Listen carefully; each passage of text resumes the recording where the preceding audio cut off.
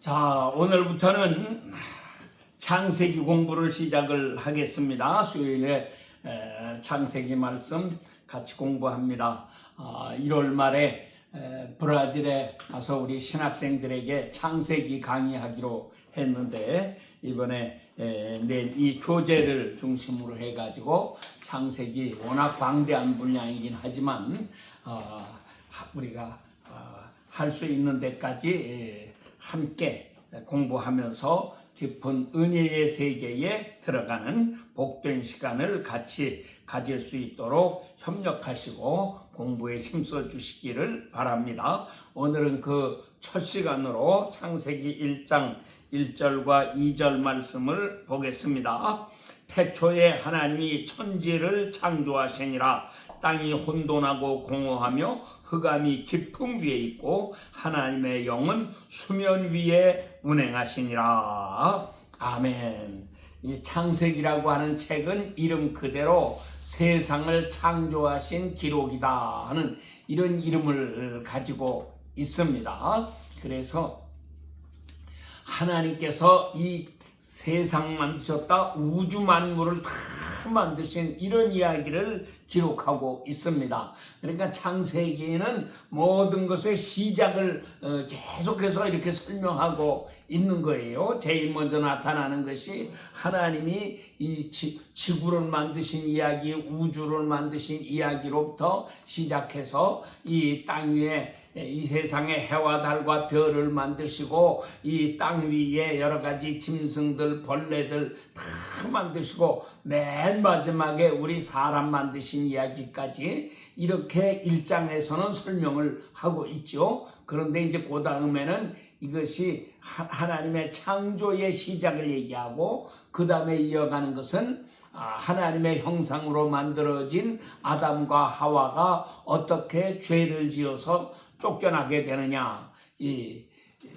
그러니까 죄의 시작을 또 말씀을 하시죠. 이렇게 해서 죄를 지은 인간이 결국은 쫓겨나서 고생하고 더욱 죄를 많이 짓다가 하나님 앞에 큰 심판을 받게 되는 것이 노아 시대의 홍수 심판 아닙니까? 이렇게 무서운 심판을 받게 되고 그런 가운데서 하나님께서는 노아와 그의 세 식구들, 세 아들들을 통해서 자손을 전 세계에 이렇게 퍼뜨려 놓으셨는데 그래도 마귀는 그 속에 또 역사해서 인간들에게 자꾸 죄를 짓게 만들고 타락하게 만들고 하나님을 대적하게 만드는 이런 악한 짓을 합니다. 그래서 하나님께서는 이번에는 그 많은 사람들 가운데 특별히 아브라함을 택하시고 하나님의 선민이 등장하는 거죠.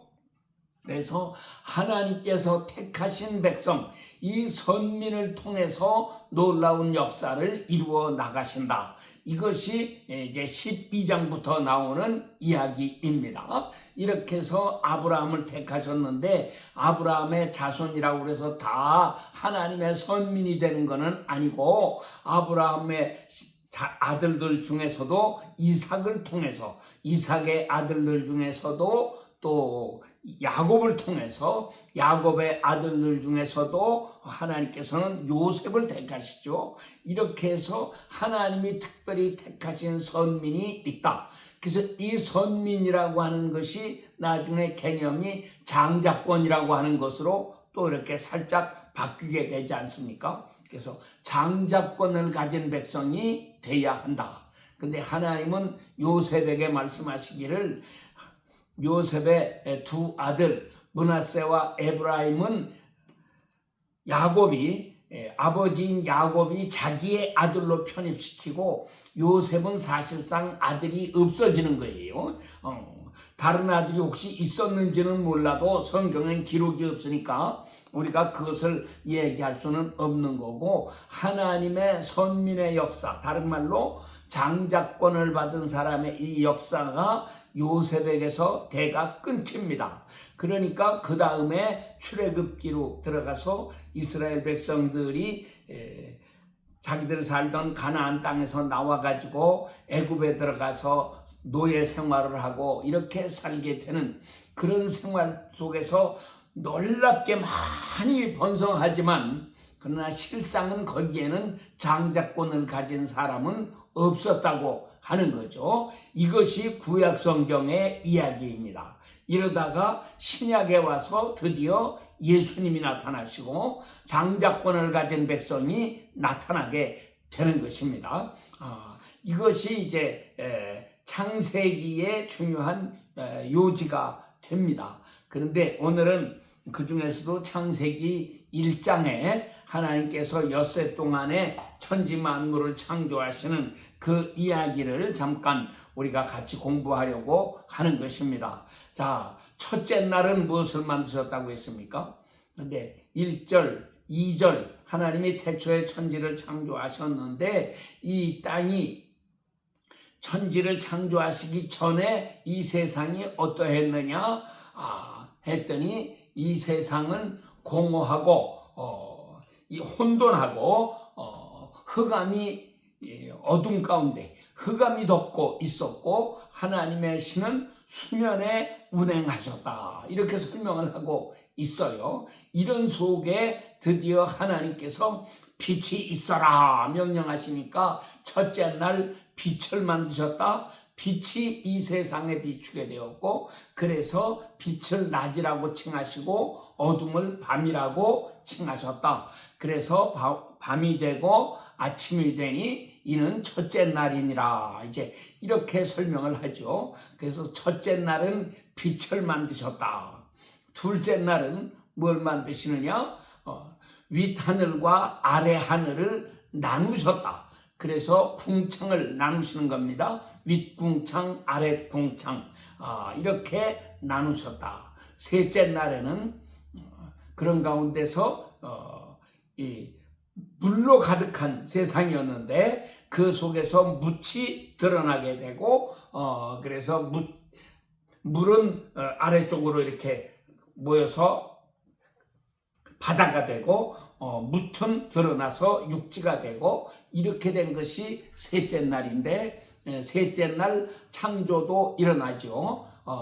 그래서 이 묻이 드러나게 되면서 거기에 여러 가지 수목들이 자라나게 만드셨다. 이것이 이제 셋째 날까지의 일이에요. 그리고 넷째, 다섯째, 여섯째 날은 그 앞에 첫째, 둘째, 셋째 날하고 같이 이렇게 연결이 되는 것입니다. 그래서 넷째 날은 첫째 날하고 곧 바르게 연결이 돼요. 첫째 날은 빛을 만드셨는데 그러니까 넷째 날은 해와 달과 별을 만드셨다. 똑같이 빛을 만드시는 거죠. 자, 이렇게 하시고 그 다음에 다섯째 날은 둘째 날하고 연결됩니다. 그래서 둘째 날은 윗궁창, 아랫궁창을 만드셨다. 윗하늘과 아래하늘을 만드셨다. 이것을 다르게 설명하면은 하늘을 만드시고 이 바다를 만드시는 이제 이런 것처럼 둘로 나누는 이런 것이 이렇게 나타나게 되는데 그래서 다섯째 날에는 하늘에는 새들이 날아가게 하시고 바다에는 물고기들이 가득하게 하시고 이런 역사를 일으켜 주셨다 하는 거죠. 그 다음에 셋째 날 만든 것이 이 여섯째 날하고 같이 짝을 이루는 것입니다. 그래서 셋째 날은 이제 묻이 드러나고 바다에 물은 한 곳으로 모여서 바다가 되고 이렇게 하면서 이 묻에는 여러 가지 나무가 생기고 풀이 생기고 이렇게 해서 수목이 자라나게 만드시는 걸 하셨는데 이제 여섯째 날에는 그래서 이 묻에서 짐승들을 다 만드셔서 온갖 짐승들, 벌레들 할 것 없이 이런 생물들이 먼저 다 만들어지게 되었다. 그런 말씀을 하시고 차례대로 쭉 이렇게 만드시는 가운데 맨 마지막에 만드신 것이 바로 사람이라고 하는 것이죠. 그래서 그 모든 날 하루하루에 하나님이 보시기에 좋았더라, 하나님이 보시기에 좋았더라, 이런 말씀으로 하루하루의 사역을 끝내는데, 이 말씀이 5번 계속 나오고요. 엿새 중에서 5번 나오고, 맨 마지막에는 다 마치고 나서 보시니까 하나님이 보시기에 심히 좋았더라, 이렇게 말씀을 하고 있어요. 그러면 하루가 하나 빠졌는데 하나님이 보시기에 좋았더라 하는 말씀이 빠진 게 하루가 있어요. 그것이 둘째 날입니다. 윗하늘과 아래하늘, 윗물과 아랫물 세상을 나누신 여기에는 하나님이 보시기에 좋았더라 라는 말씀이 없다. 그래서 사람들은 왜 하나님이 보시기에 좋았더라 라는 말이 없었느냐, 이래가지고 여러 가지를 이렇게 추측을 해서 이랬을 거다 저랬을 거다 설명을 하는데, 사실 그거는 내가 볼 때는 그렇게 중요한 거는 아닌 것 같아요. 사람들은 억지로 막 이론을 만들어냅니다. 그래서 이 아래 하늘에는 마귀가 역사하는 그런 세상이 되었기 때문에 아마 하나님 보시기에 좋았더라라는 말씀이 없었을 거다, 그렇게 상상도 하지만, 그러나 모든 것 만드신 후에 하나님이 보시기에 심히 좋았더라라는 말씀이 있는 것을 우리가 생각해 보면 그런 설명은 사실상 별로 효력이 없는, 합당하지가 않은 설명이 된다고 하겠습니다.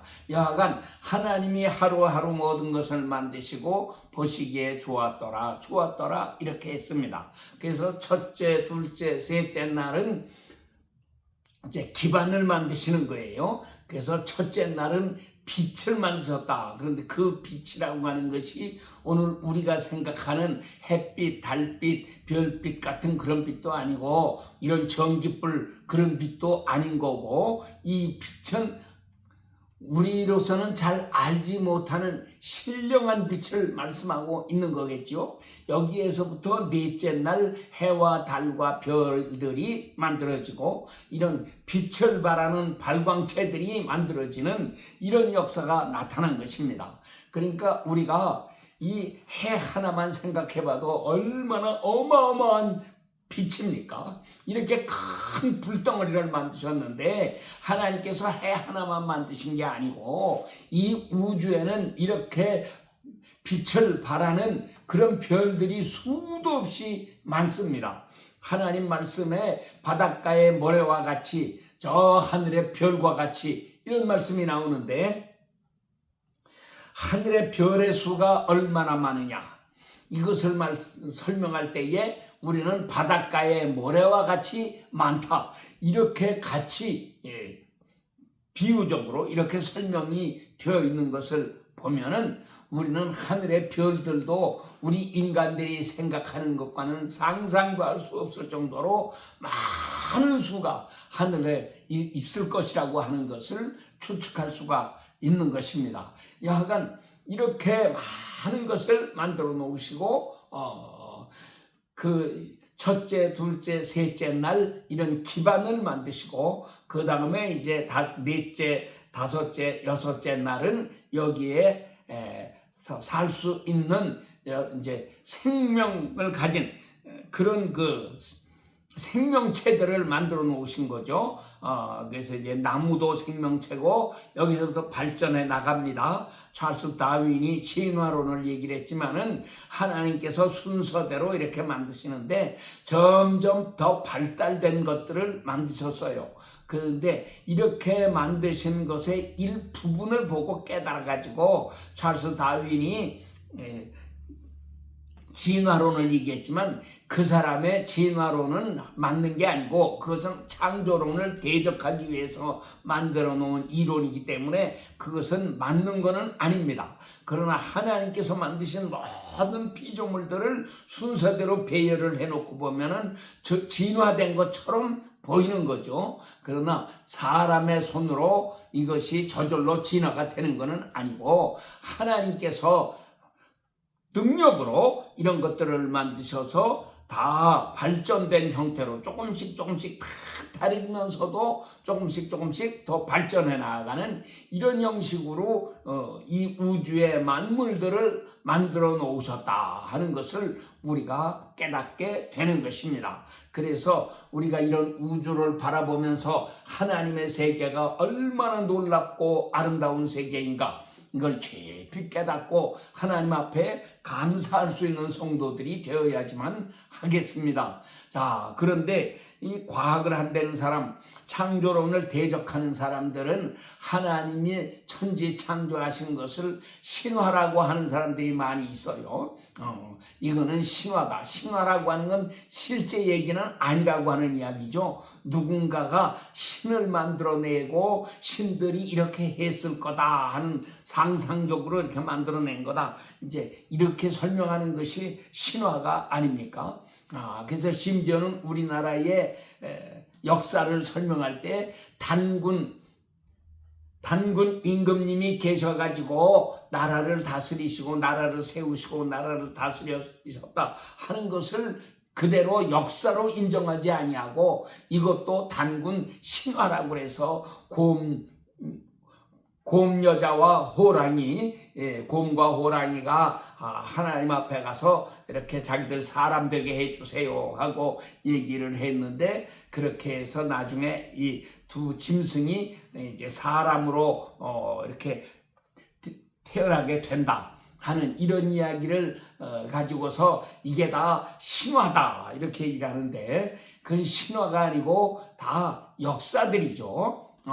그래서 곰이 여자가 된 게 아니고 곰 족속, 지금도 많은 족속들의 이름이 다 있지 않습니까? 마찬가지로 곰족이라고 하는 족속의 여자가 이렇게 환웅과 결혼하게 되었다. 이제 그런 이야기가 되는 건데,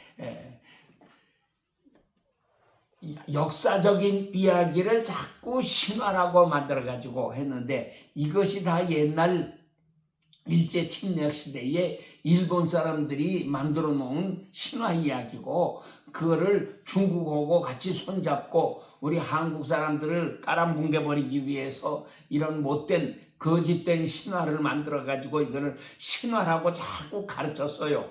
그렇지만 이제 때가 끝나게 되니까 모든 것들이 드러나게 되고 저들의 거짓말이 전부 탄로가 되고 이렇게 되어서 하나님의 오늘날 이제 고고하게 발전하고 옛날 유물들이 다 발견이 되고 이렇게 되면서 우리 한국 사람들도 인식이 자꾸 바뀌게 되죠. 그래가지고 저들이 거짓말 가르쳤던 것이 전부 폭로가 되면서 정말 우리에게 새로운 역사가 일어나는데, 창조 신화라고 가르치는 것도 창조 신화가 아니고 창조는 역사적인 사실이다 하는 것입니다. 그래서 오늘날 이런 그 신화라고 가르치고 무슨 뭐 빅뱅 이론 같은 말도 안 되는 거짓말을 가르치는 이런 사람들에 대적해가지고 우리 이제 창조과학회라고 하는 것이 만들어지고 창조과학자들이 나와서 하나님의 창조가 얼마나 놀라운 일인가 하는 것을 이렇게 설명하고 가르치고 이렇게 하고 있습니다. 그래서 우리가 거짓말하는 사람들에게 속지 말고 정말 하나님의 창조를 확실하게 믿고 살아가는 이런 사람들이 되어야지만 하겠습니다. 이렇게 모든 것을 창조하는 가운데 우리 사람을 제일 마지막에 창조하셨어요. 이렇게 하셨는데 유대인들은 그런 거를 묻습니다. 왜 사람을 제일 마지막에 창조하셨느냐? 근데 이거 해석은 사실은 극과 극이에요. 하나는 첫째 해석은 뭡니까? 사람은 제일 늦게 창조되었기 때문에 가장 발달된 피조물이다. 그래서 하나님의 형상으로 만들어진 피조물이다. 그래서 우리는 만물의 영장이다. 만물을 다스릴 수 있는 권세를 가졌고 만물을 다스릴 수 있는 능력을 부여받았고 이렇게 되었다 하고 가르치는데, 유대인들은 또 뭐라고 가르치느냐? 우리 인간은 제일 마지막에 창조되었기 때문에 사실은 이 모든 짐승들보다도 늦게 창조되었다. 그러니까 동생이라는 말이죠. 늦게 나왔으니까 우리 사람은 만물 모든 짐승들보다도 가장 늦게 태어난 그런 동생이다. 심지어는 파리 한 마리보다도 모기 한 마리보다도 더 동생이니까 왜 이렇게 우리를 맨 마지막에 만드셨느냐? 이것은 우리 사람에게 절대로 교만하지 말라고, 형 노릇하려고 하지 말고 항상 동생의 위치에서 이렇게 만물을 귀중히 여기고 하나님의 창조물들 모든 것을 높이 알고 이 세상을 바르게 살아가라고 하시는 것이다. 이제 이런 식으로 가르치기도 합니다. 그래서 모든 말씀들 속에 우리는 한마디도 무시할 수 있는 게 없고 모든 말씀을 우리가 귀중히 여기고 정말 정신을 바짝 차려서 하나님 말씀을 바로 행하는 이렇게 지혜로운 사람들이 되어야지만 하겠습니다. 하나님께서 엿새 동안에 이렇게 만드셨는데 이제 아까도 잠깐 얘기했지만 첫째 날은 빛을 만들었다 하는데 이 빛이 넷째 날은 해와 달과 별을 만드셨어요. 근데 우리가 아는 빛이라고 하는 거는 해와 달과 별, 인간의 과학으로 만드는 이런 전기불, 하다못해 촛불 같은 거, 등잔불 같은 거 이런 거를 이야기를 하지만 하나님께서 첫날에 만드셨다고 하는 빛이라고 하는 것은 무엇이냐? 그거는 우리가 생각하는 이런 빛이 아니죠. 이런 것보다 훨씬 더 원초적인 것이고 훨씬 더 영적인 것이고 이렇게 되지 않습니까? 그래서 영적인 빛이다. 예수님 말씀하시기를 나는 참 빛이다 이렇게 말씀을 하셨어요.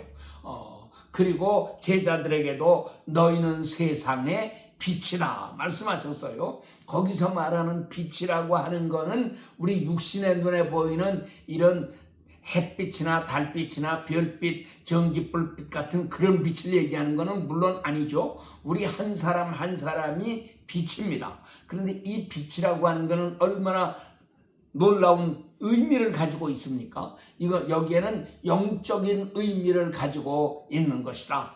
그래서 마태복음 5장 16절에 예수님 설명하시기를 너희 빛을 사람에게 비추어서 너희의 선한 행실을 보고 사람들이 어둠에 다니지 아니하도록 이렇게 만들라고 설명을 하십니다. 그러니까는 우리가 죄 짓는 것은 어둠이고 의를 행하는 것은 빛입니다.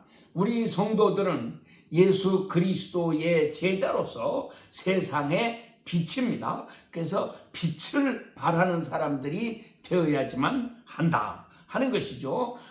그래서 우리가 이 빛을 가지고 살아야 되는데 이사야 60장에도 일어나라 빛을 발하라 하고 말씀하시고 이는 내 빛이 이르렀고 여호와의 영광이 내 위에 임하였음이라 하고 말씀하시는데 우리가 이 빛을 받아야지만 하는 것입니다. 그래서 이 빛은 우리 눈에 보이는 세상적인 이런 빛이 아니고 눈에 보이지 않는 신령한 빛이다.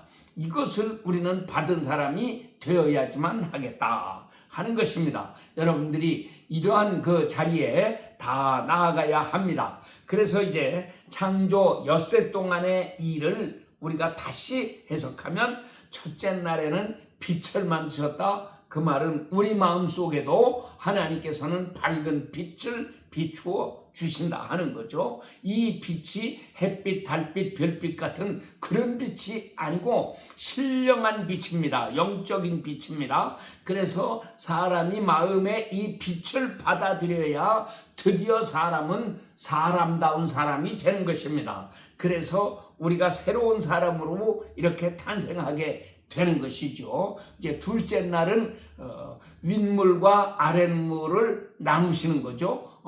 그래서 우리가 우리의 삶 속에서도 영적으로 이렇게 나누어지는 변화가 일어나야 됩니다. 육신의 일이 있고 영적인 일이 있고 이 둘로 나누어지고 그래서 아랫물 세상은 윗물 세상의 지배를 받아야지 합니다. 우리 육신은 영의 지배를 받는 사람이 되어야지만 한다. 이래야지만 우리가 바르게 살아갈 수 있게 되는 것입니다. 그래서 우리가 이 아름다운 생활을 잘 이루어서 먼저 신령한 사람이 되어야 한다. 성령 충만한 사람이 되어야 한다. 말로만 예수님 섬기는 사람 되지 말고 그건 육신적인 사람이에요. 우리가 영의 사람으로 변화를 받아서 보라 새 것이 되었도다. 그래서 우리는 새로운 피조물이 되어서 성령으로 거듭난 새 사람이 되어서 비로소 천국의 백성이 되고 이 세상을 하나님과 동행하면서 살아갈 수 있는 거룩한 역사가 일어나게 되는 것입니다. 이것이 이루어지지 않으면 우리는 여전히 어둠 속에 사는 사람들이고 죄악 가운데 끌려다니는 사람이 되고야 마는 것입니다. 자, 그래서 셋째 날은 이렇게 물에서 묻이 드러나게 되는 거잖아요.